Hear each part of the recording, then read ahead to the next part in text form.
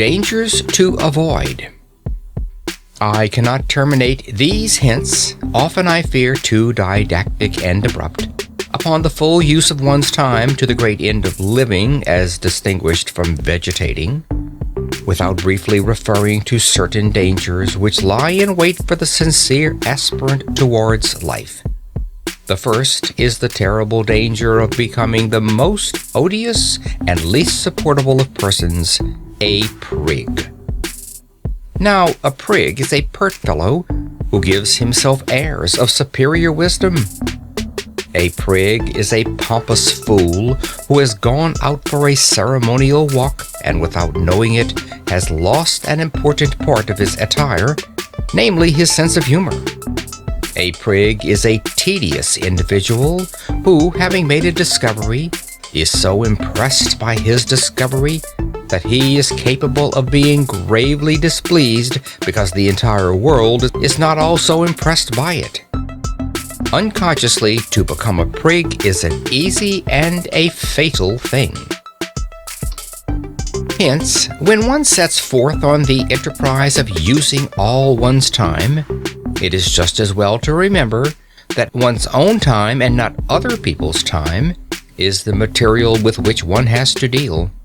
That the earth rolled on pretty comfortably before one began to balance a budget of the hours, and that it will continue to roll on pretty comfortably whether or not one succeeds in one's new role of Chancellor of the Exchequer of Time. It is as well not to chatter too much about what one is doing, and not to betray a too pained sadness at the spectacle of a whole world deliberately wasting so many hours out of every day, and therefore never really living. It will be found, ultimately, that in taking care of oneself, one has quite all one can do. Another danger is the danger of being tied to a program like a slave to a chariot. One's program must not be allowed to run away with one. It must be respected, but it must not be worshipped as a fetish. A program of daily employ is not a religion.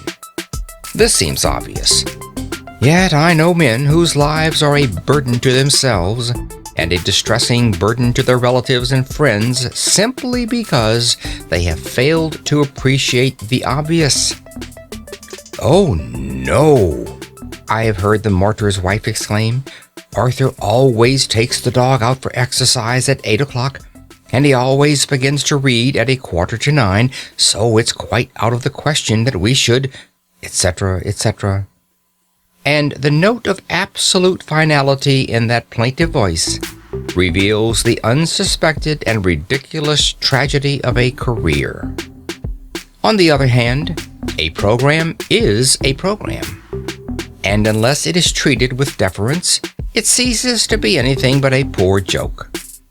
To treat one's program with exactly the right amount of deference, to live with not too much and not too little elasticity, is scarcely the simple affair it may appear to the inexperienced.